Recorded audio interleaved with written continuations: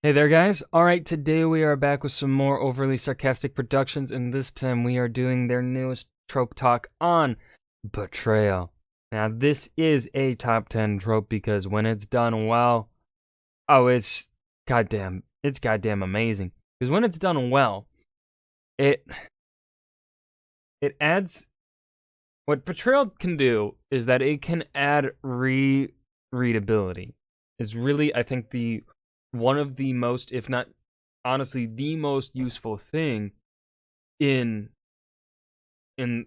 as part of this trope, because what the Betrayal does is not only does it act like a somewhat surprise for some readers, right? Some people will of course be like, I expected it the entire time, and if you laid the groundwork properly, some people will expect it.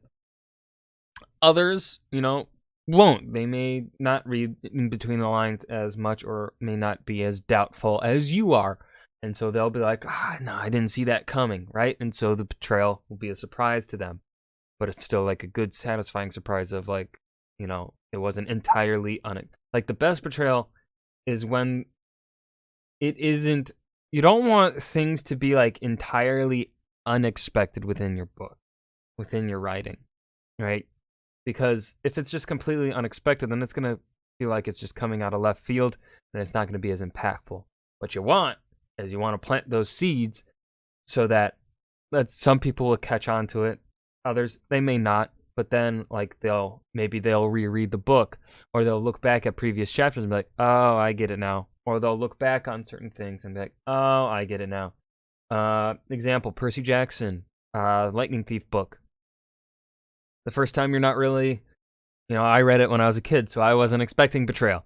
So I wasn't expecting Luke's betrayal. And so that took me by surprise. I was like, oh no, not his best friend, not his, like, the one person at camp that, like, taught him stuff, And then on a reread, I reread the books, like, a year and a half ago, for the first time since I was a kid, and I was like, just enjoying the whole aspect of seeing all these things that Luke is doing that on the reread are like, wow, clever motherfucker, And it's so satisfying. That's what makes the Betrayal trope good when it's done right, is that on that initial read, it's a surprise. On a reread, you're noticing all these different things within the book that you hadn't noticed the first time around. Because it adds more. The Betrayal adds more depth into the words being spoken by that character and their actions, which is just amazing. Okay. Go and check out the links in the description. I don't know if I said that already. Go and check out the links in the description box below. I would love you to join the Discord and follow me over at Twitch. Let's go ahead and just dive right into the trope now. It would be a pretty massive understatement to say that fictional characters spend a disproportionate amount of time disagreeing with each other, on anything and everything from small-scale differences of opinion to grand world-shaping moral battles. If two characters aren't literally two copies of the exact same guy, they're liable to have different personal motivations, priorities, and/or values, leading to fun disagreements on anything from what to have for dinner to the moral and ethical considerations of killing their bad guys. Even characters that get along very well with each other aren't going to have the same opinions on everything, and that simple fact allows for the vast majority of interesting character dynamics, since characters usually have more to say when they're disagreeing with each other than when they're 100% agreeing. Hell, in the right circumstances, a character can easily have reason to disagree with themselves, meaning even solo plotlines aren't free from it. This structure of disagreement is generally called conflict, and is considered a vital staple of storytelling, which is broadly accurate but a little unhelpful in the phrasing, because sometimes it makes people think that stories need to have people constantly loudly arguing in order to count as stories. In actuality, conflict is a very broad concept that covers a lot of ground, from very large to very small, and among other things, there's kind of a spectrum of disagreement. It's not a binary switch between completely on the same page and completely opposed at all costs. It's very common for characters to want the same thing but have different ideas of how to get it, which is a form of conflict, or for one character to have a personal motivation that influences them more than the rest of the gang, which can become a The bad guy is burning a town right now. And yet we still aren't getting paid. Conflict depending on their circumstances, or for a character to have reservations about a goal that their allies are 100% on board with pursuing, which is a low-stakes conflict with the potential to escalate. Different wants and needs and motivations mean the characters want different things in different ways, and in the most basic possible sense, that's conflict, even if they end up working towards the same thing and ultimately being on the same team. This definition of conflict is so broad that it borders on total meaninglessness, but that's good news for us, because it means stories have conflict isn't a rule anyone needs to stress about following, it's just a mostly true observation. But when a conflict of motivations gets intense enough, the characters' clashing desires can break away from each other, and in the event that this produces a schism in loyalties, this character conflict can become a full-on betrayal. Now, betrayal is one of those slightly weird tropes that is completely dependent on context, because on paper, what it describes is very simple and completely morality-free. A character previously thought to be aligned with one group of one or more characters turns out to have an agenda that is at odds with that group's plans and/or values, and takes an action that is at cross purposes from their agenda. But that's a very dry, legalistic way to frame something so emotionally weighty. Betrayal has oomph. It means something. Calling a character a traitor is an instant gut punch. When a character All I can think of whenever I hear the word traitor on its own is just the fucking scene from Force Awakens. Terrible movie, really. Honest, like, with the context of the sequel series in its entirety, Force Awakens fucking sucks, because J.J. Abrams doesn't know how to actually solve the questions that he himself makes, and he doesn't want to accept another person's answers. Anyways, that's my rant for the sequel trilogy. But, you know, traitor! betrays the heroes, it's crushing. Expect heartfelt declarations of broken trust and frequently a permanent black mark on the treacherous character's reception. They might end up being liked and trusted even less than the card-carrying bad guys who've been openly evil right from the start. Treachery is a special kind of evil that in many cases renders the traitorous character permanently untrustworthy by characters and audiences alike, unless their treachery is happening to the bad guys. When a villain's right-hand man or abused evil minion or wide-eyed idealist recruit starts making "wait, this sucks actually" noises, it's most common for the audience to wholeheartedly root for them to backstab the people who trust them so they can break away for their own good and the good of the plot. These defectors from villainy are often seen as more trustworthy because their moral compass steeled them out from the shadow of evil and onto the side of good, from a certain point of view anyway. The trope of betrayal is in this very weird, completely subjective space where, depending on who the audience and/or writer personally sides with, a traitorous character can either be an irredeemable monster or an unconditional moral paragon, and most of the time, this assessment has absolutely nothing to do with anything they've actually done and why, but rather who they've done it to. A character becoming disillusioned with their organization after learning about its sinister origins and breaking away to oppose them at every turn is a hero origin story if you're in She-Ra, and a sequel villain setup if you're in Doctor Strange. A character backstabbing their trusted mentor and longtime companion for the sake of someone they love is bad when that mentor is generally good guy Mace Windu, but extremely heroic and applause-worthy when that mentor is big bad Palpatine. Now the thing is, while the real world is a very morally complex place where simple black and white 100% good versus pure dag nasty evil situations are much rarer than you'd be led to believe, it's silly to pretend that this nuance extends into fiction land. Obviously, in the world of But I've been great for the economy. Look at the orcs. They are booming. simple moral conflicts, betraying a bad guy is good and betraying a good guy is bad. Betrayal is not an inherently moralized act, despite the absolutely rancid vibes of treachery. The action just takes on the morality of the character's revealed motivation. If it turns out the traitor character has a moral line their skull-wearing boss wants them to cross, the traitor splitting from team bad guy is a good thing because it reflects their good guy moral compass. If the traitor character is splitting from the plucky protagonist posse because they're secretly driven by a lust for revenge at any Is this from the Dragon Age show? I need to get fucking Netflix, man. I need to watch so many shows. I need to watch the latest season of Dragon Prince. I need to watch the upcoming fucking Last Kingdom movie. I need to get Netflix back, man. They fucking raised prices and I don't want to fucking pay for that. And fucking oh, I gotta watch fucking Arcane too. I gotta watch Cyberpunk Edge Runners. Fucking so much. Oh, and the last season of fucking Peaky Blinders. I haven't watched that yet either. Somehow I haven't been spoiled. Don't know how. any cost, that's a lot more dubious because it reflects the understandable but generally bad motivation of vengeance. But things can get significantly more complicated. I love how at the top of that list is daddy issues. Fair enough. The character's motivation might have layers. For instance, maybe they have to betray Layers like onions.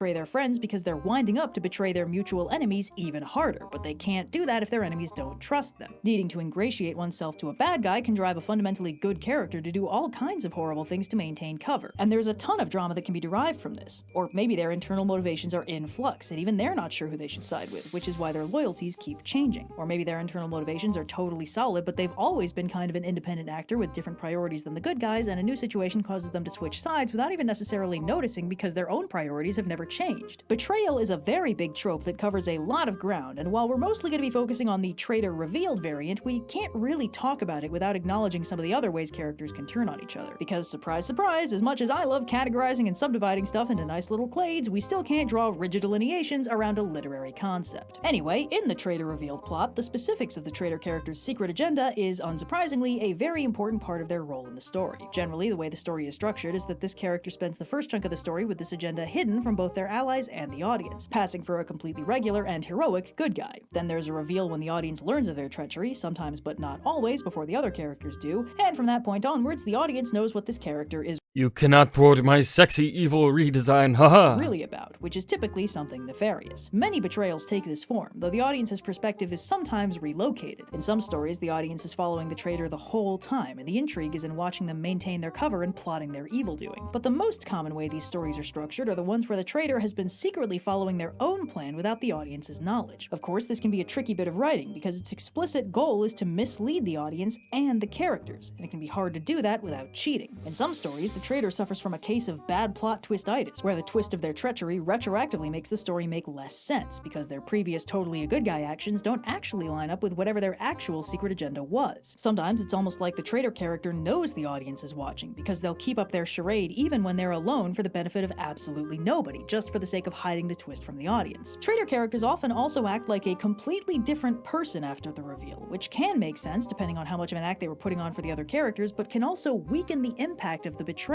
Part of what makes this trope hit so hard is that it forces the characters in the audience to try and reconcile what they already know about the traitor with the new information about them. How their kind and compassionate love interest could sell them out, or why their trusted comrade is running off with the MacGuffin, or what made their leader turn their back on everything they stood for. It recontextualizes their previous actions and makes the audience and characters question how much of what they know about them was a lie. This means if it turns out everything was a lie, the gut punch is basically gone. Why would my close friend and comrade do this awful thing is a juicy question with a lot of exciting possibilities. Perhaps blackmail, brainwashing, a lust for revenge, a secret loyalty to the bad guys that predates their dynamic with the heroes, a hidden resentment that's been Oh man, fucking, oh, Teen Titans was so fucking good, dude. And dude, I didn't know this until like a year ago or something, but the voice actress for Beast Boy's original girlfriend there, Tess was her name? Was that her name? Whatever the character's name was, voiced by Ashley fucking Johnson. I didn't know that until like a year ago. Yeah. So I've had a crush on Ashley Johnson since I was a child. bubbling under the surface and never addressed until now, but how could this asshole stranger who was pretending to be someone I liked do something bad is a significantly less juicy question. A revealed traitor character tends to hit harder the more honest they are about their whole deal, because that usually makes their past actions make sense in hindsight. If the traitor's pre-treachery personality was 100% a lie, there's nothing of value for the treachery plotline to lose. The more lovable, sympathetic, and valuable the traitor is, the more it hurts when they split from the gang, and the more the other characters will feel it. If the traitor character is genuinely their friend, love interest, mentor, whatever, then the betrayal means something to both of them. It damages or Oh man, Spider-Man 2018. I fucking cried, man. I was balling with that game. What were the other ones that she was showing? Oh, Tyr from newest God of War. Yeah, that one was well done. Really well done. I've got to replay it and just see how blatantly obvious it was, because like in hindsight it's like, fuck, we were stupid. We were so blindsided by everything else going on that we just ignored that. plotline to lose. The more lovable, sympathetic, and valuable the traitor is, the more it hurts when they split from the gang, and the more the other characters will feel it. If the traitor character is genuinely their friend, love interest, mentor, whatever, then the betrayal means something to both of them. It damages or even sacrifices something extremely important. If the only gut punch is that the traitor character tricked I think she had to remind me about Brock. That hurt so much. their allies about their entire motivation and personality, the only thing the other characters are likely to feel about the whole situation is anger that they were tricked. You can't mourn the loss of something that never existed, and mourning is a huge part of what makes this trope hit. This is probably why betrayal is much less of an oof when it happens to bad guys. Good guys form meaningful relationships much more frequently than bad guys do, so when a character realizes they're on the bad guy side and dips, they're usually not breaking too many hearts on the way out. But that's not always true. Sometimes a villain can actually be made somewhat sympathetic by highlighting how much it hurts them when one of their allies turns on them and leaves. It's usually much more downplayed than when the heroes deal with it, but it's still there, and can make the villain feel a lot more human than just some monolithic force of evil. Of course, after the traitor is revealed, the story can go in a lot of different directions, which is where we run the risk of encountering the traitor as functionally a completely new character now whose previous actions make less sense retroactively. But in stories that don't do that, a lot of interesting things can still happen with them. Most commonly, they become a major antagonist, now freely and openly admitting the motivation they concealed for the first arc of the story. But that is not at all the only way this can play out. For instance, big ol' spoiler alert for the Justice League Season 2 finale, but in the final arc, it's revealed that Hawkgirl, who's been on the team since episode 1 and has been a stalwart and reliable teammate, was not in fact accidentally stranded on Earth by a malfunctioning wormhole with the implied motivation of wanting to find her way back to her homeworld of Thanagar. She was an advanced scout for the Thanagarian Armada, who turn up in huge numbers in the finale with the alleged goal of arming and defending the Earth from an alien threat, but have the actual goal of literally destroying the Earth in the process of creating a hyperspace relay for a tactical advantage against that aforementioned alien threat. When Hawkgirl's true allegiance is initially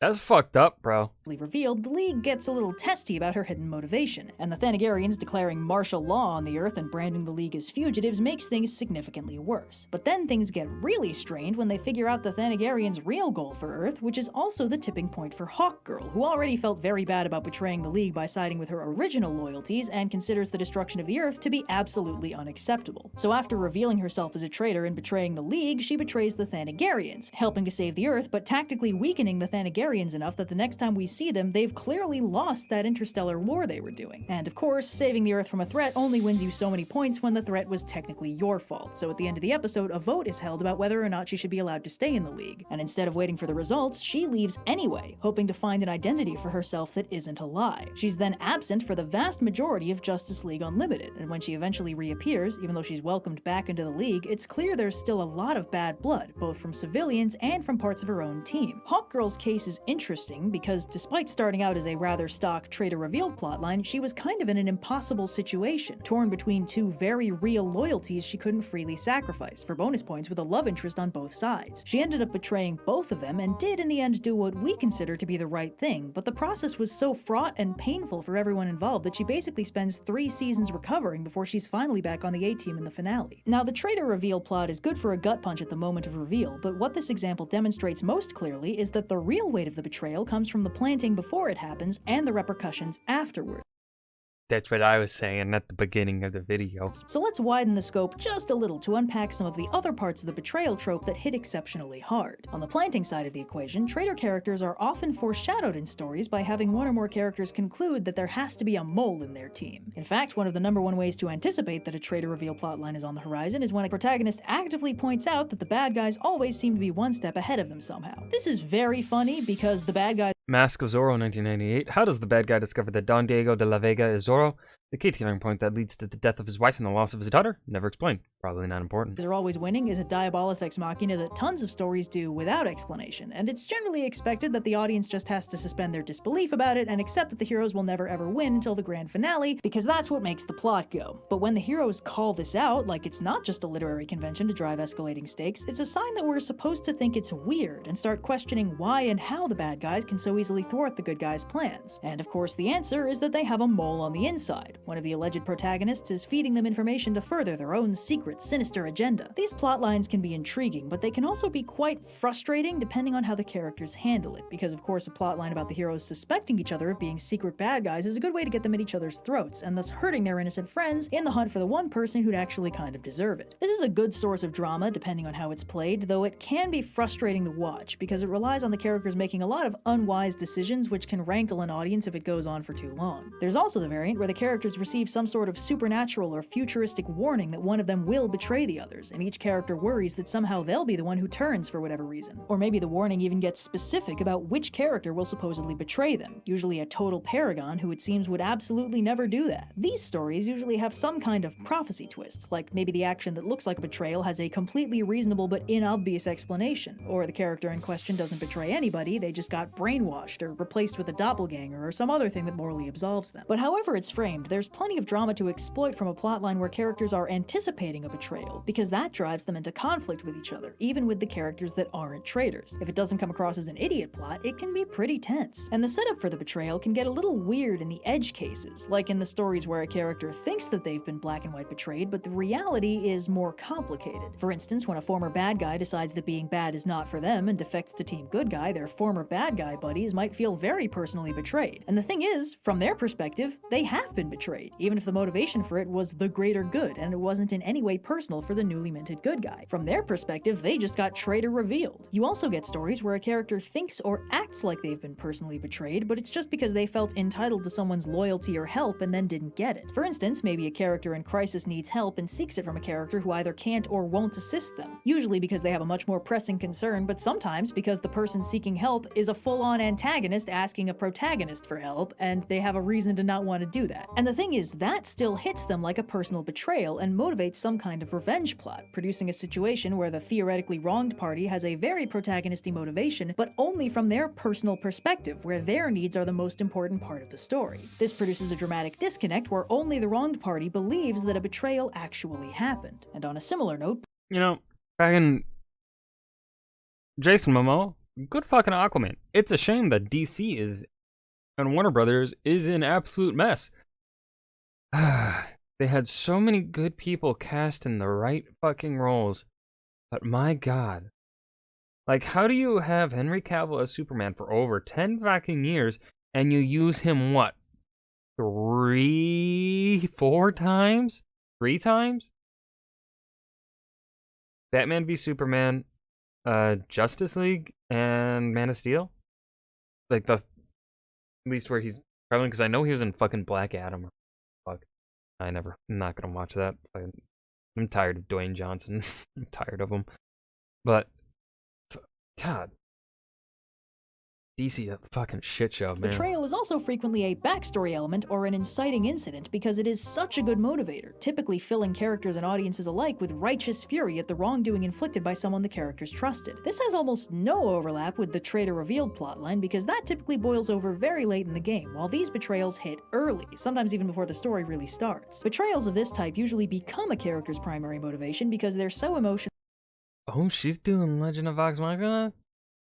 Good show. Impactful and can be very damaging. Seeking revenge and or I've also watched the campaign for the most part, so I knew what to expect. I knew what was happening. reparations is very common after a backstory betrayal. As we discussed earlier, betrayal is a very special kind of gut punch that in many cases feels completely unforgivable and highly personal. A hero betrayed by somebody they trusted needs no other justification to spend the rest of their storyline trying to hunt down that person or avenge themselves on them. And of course, on the flip side, if a villain is or thinks they have been betrayed by one of the heroes, that internally motivates them in exactly the same way. Because again, betrayal You've caught me monologuing. is relative. At its fundamental core, betrayal is a difference of perspective that becomes so strained it schisms into a potentially irreparable break. Like all differences of perspective, it is thus heavily reliant on context and on which perspective makes more sense to the audience. Most tropes are tough to strictly define, but betrayal is probably the slipperiest one I've discussed so far, because even in the case of an individual story, it can be hard to nail down what does and doesn't count as a betrayal. It's most obvious in the huge, gut-punchy, unforgivable cases where the revealed traitor starts starts monologuing and cackling to the skies the minute their true sinister nature is revealed, but betrayals come in all shapes and sizes, and characters respond to them in all sorts of ways. What's unforgivable to one might be barely worth mentioning to another. In a way, this trope is a very powerful tool when used for characterization, because it highlights part of a character's internal thought process that might not otherwise see the light of day very often. Cheerful, trusting, friendly characters might be rendered shockingly furious by the betrayal of someone they put their trust in, but they also might forgive and forget as happily as they do everything else. Angry, mistrustful loners who typically hold grudges for years might forgive a betrayal quicker than anyone because they understand letting a personal internal motivation take priority even if it screws over others. Characters in conflict reveal new and frequently very interesting sides of themselves that aren't seen in any other context. And what is betrayal if not the culmination of a conflict? Of course it's good for characterization. It's like the narrative equivalent of turning up the heat under a pan of popcorn. It's going to get a lot louder, the stuff the heat is subjected to is going to change, and something might catch fire.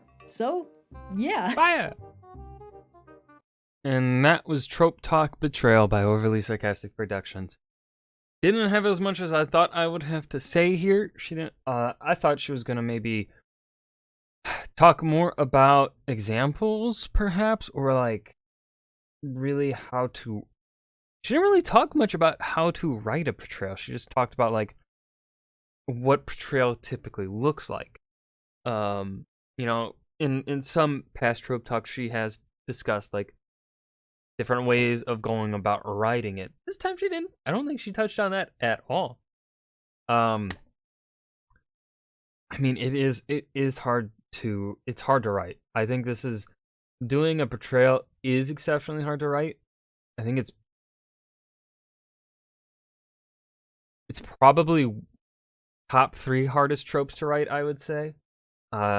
Just because it's something that when it's done well, it is so fucking good, but it can be so easily messed up or left as, because what a betrayal risks is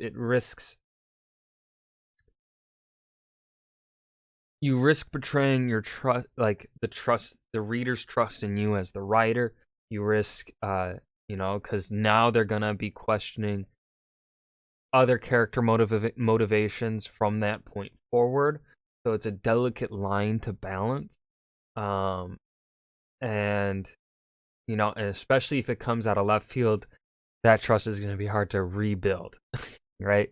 I can't really think of any good betrayals off the top of my head that came out of left field. I can't really think of any right now. Because those aren't the stories that stick in my mind, right? You stick with the stories that are good, and the stories that are good are the ones that have the good betrayals in them. So yeah, that was Trope Talk Betrayal by Overly Sarcastic Productions. I hope you guys enjoyed. Remember to hit that like button and subscribe for more. Had to yawn here at the end. I hope you guys enjoyed. Remember to hit that like button and subscribe for more. And I'll see you guys in the next video. Peace.